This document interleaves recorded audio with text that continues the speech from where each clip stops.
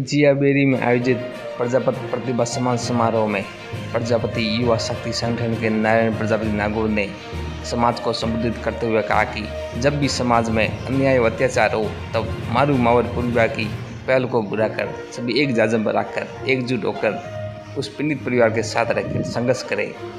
किसी माई की लाल की ताकत नहीं जो हमको झुका सके। पूरी बात आप इस वीडियो में जरूर सुने। आदत नहीं है। जियाबेरी से ही कुछ ने कहा था कि ये करो, कुछ ने कहा था ये नहीं करो।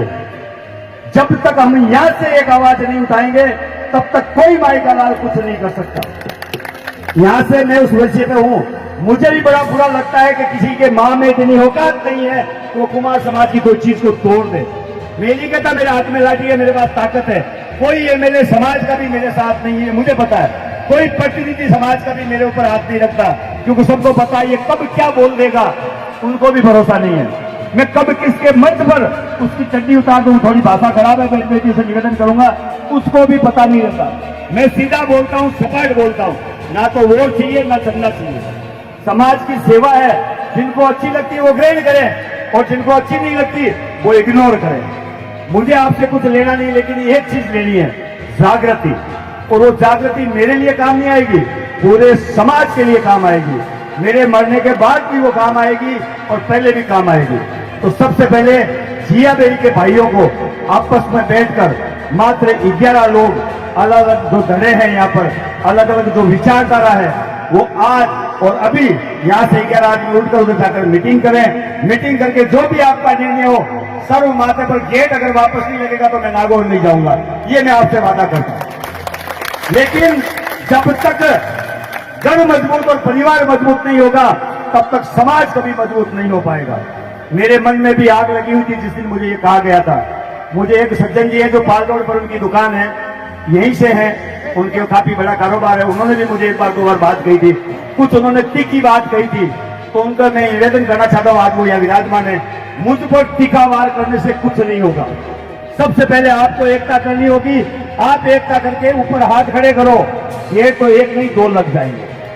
समाज जहाँ इकट्ठा होता है वहां किसी की औकात नहीं होती गेट तोड़ने की, और जहाँ समाज कमजोर होता है वहां भैया चप्पल तक नहीं खोलने देंगे। पुराने जमाने में सुनते थे, चप्पल सर पे उठा के घूमते थे कि नहीं घूमते थे? कई बुजुर्ग बैठे, उनको पता है यहाँ से निकलोगे तो साथ ऐसा कर देंगे, वहां से निकलोगे तो साथ ऐसा कर देंगे। लेकिन अब वो चीज नहीं है। आज भी कई रोना रोते हैं पिछले लोग, अरे यार हमारे साथ बहुत अन्याय हुआ।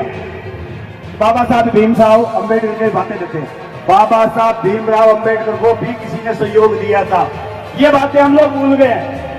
ये क्या सनातन धर्म को तोड़ो या ये तोड़ो या वो तोड़ो, गंदगी कहीं से भी हो आपको सहन नहीं करनी चाहिए। सच्चाई और सटीक बात हमेशा बोलनी चाहिए।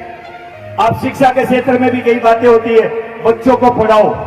मुझे नहीं लगता कि प्रधान साहब का बेटा अगर स्कूल जाना चाहिए उसकी पढ़ाई रोकेंगे, कभी नहीं रोकेंगे। उसका कारण क्या है कि शिक्षा, पैसा, सब कुछ इनके पास पहले से है, तो ये अपने बच्चों को 100% पढ़ाएंगे। लेकिन उस गरीब का क्या जो अंतिम छोर में बैठा है, जिसका बेटा पढ़ाई में 90 से ऊपर नंबर लेकर आता है, उसकी आर्थिक स्थिति कमजोर है, वो आगे पढ़ाई नहीं कर पाता, उसके पास पैसा नहीं है, उसकी व्यवस्था समाज कहीं नहीं करेगा। बात करेंगे जाटों की, बात करेंगे राजपूतों की, बात करेंगे विष्णुई समाज की। मैं तो धन्यवाद देता हूं इन समाजों को कि कम से कम अपने समाज पर पैसा खर्च करते हैं। हम कहां खर्च करते हैं?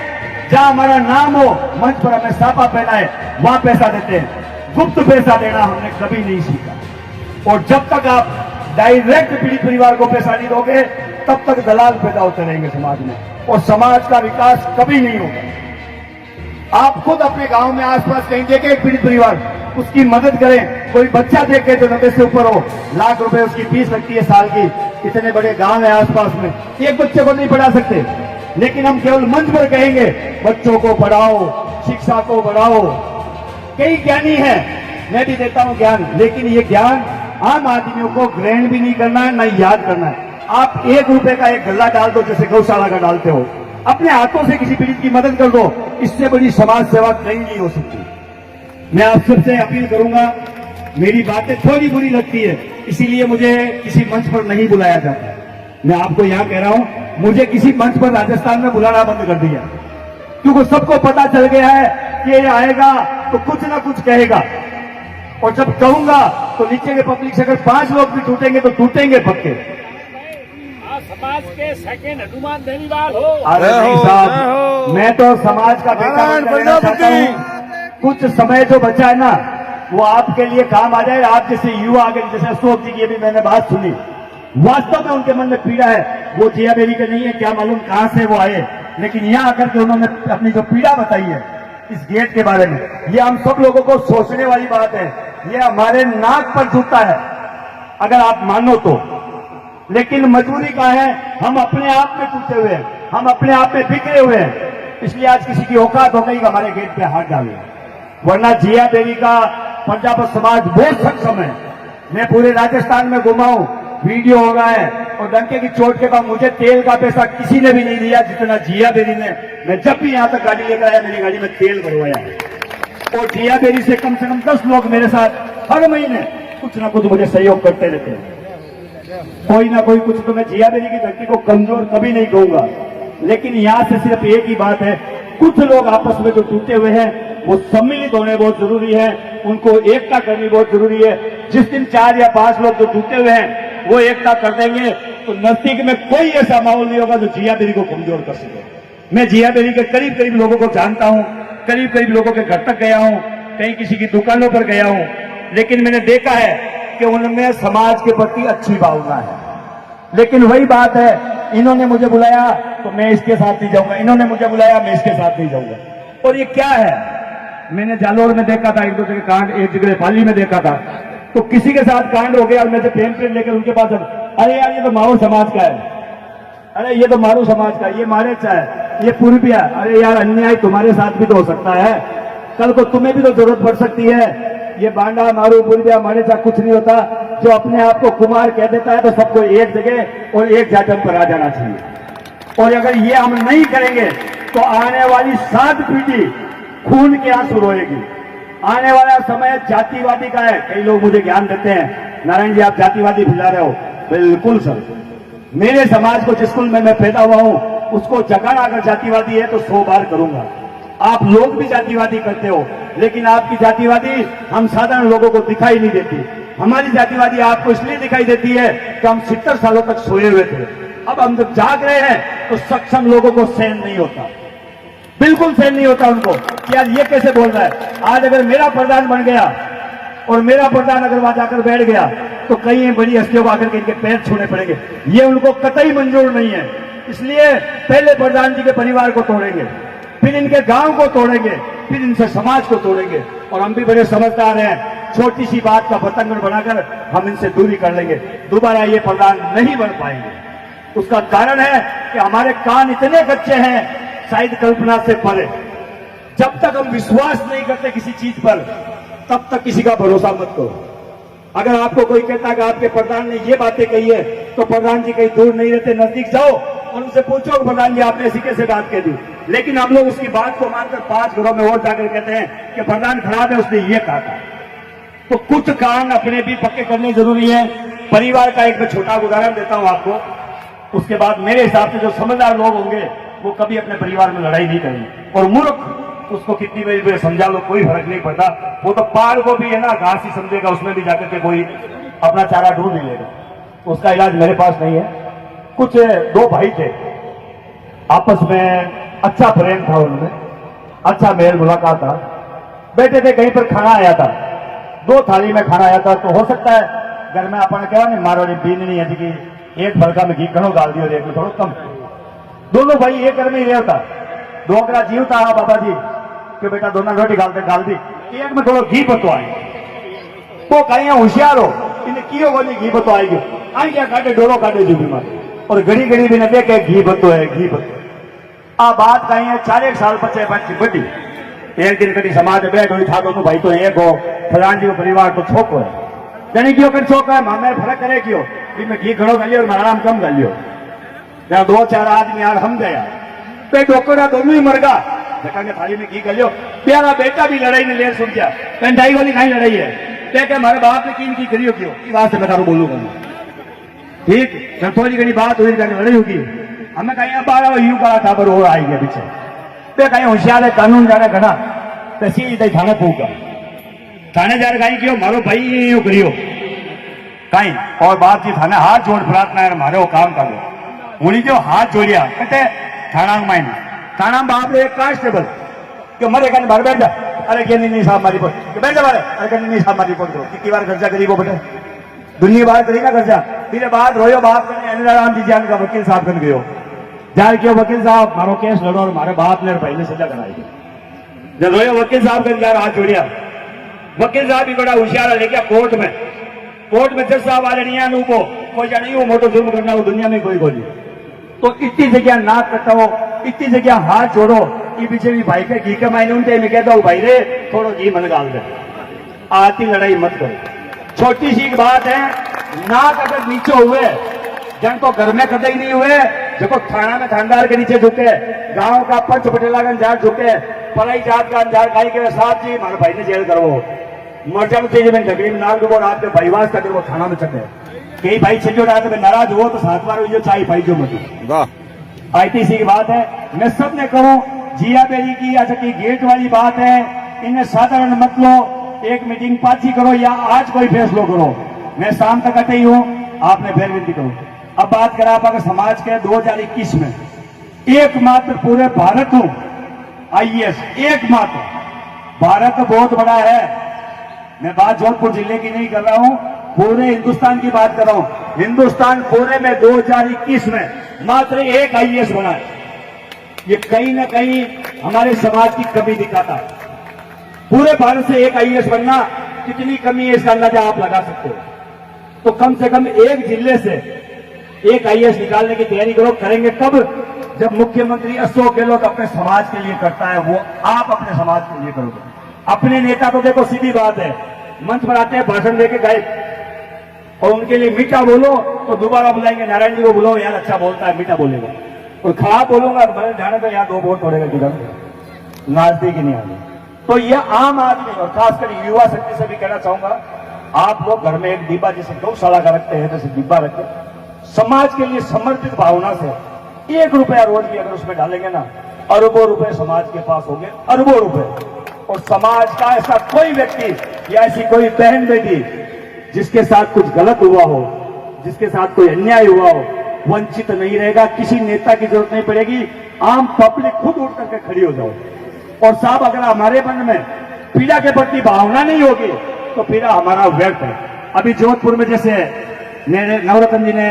और भाई साहब केशव जी ने जोड़े शादी करवाए थे अभी कितने 51 जोड़े थे तो जब शादी करवाए थे हो सकता है मैं उस प्रोग्राम में नहीं गया लेकिन अगर मैं फेसबुक पर लिखूं कि यार नवरत्न जी में ये कमियां है केशव जी में ये कमियां तो मुझसे बड़ा नीच कोई नहीं हो सकता मेरा क्या कायदा है अगर मेरी नहीं भी बनती है यार कोई भी आयोजन कर रहा है कम से कम मेहनत तो कर रहा है भाई कम से कम एक भागादौड़ी तो कर रहा है अपना परिवार छोड़कर समाज के लिए घूम तो रहा है कोई भी आदमी काम करता हो आप उसकी तारीफ करो या ना करो उसकी बुराई युवाओं से खास कहूंगा फेसबुक के माध्यम से बंद करो इससे पूरा हिंदुस्तान का दूसरा वर्ग भी देखता है कि इनमें जब इतनी आपस में टूट है ये क्या आगे बढ़ेंगे अभी इन्होंने कहा था कोई फेसबुक को भी नेता लोग देखते हैं कितने फॉलोअर ये हकीकत है आजकल सोशल मीडिया का जमाना है सोशल मीडिया से ही मोदी जी को आप और हम जानते हैं बाकी मोदी जी को कौन जानता था सोशल मीडिया का सही उपयोग उन्होंने किया था आज वो किस पद पर है आप और हम कल्पना ही नहीं कर सकते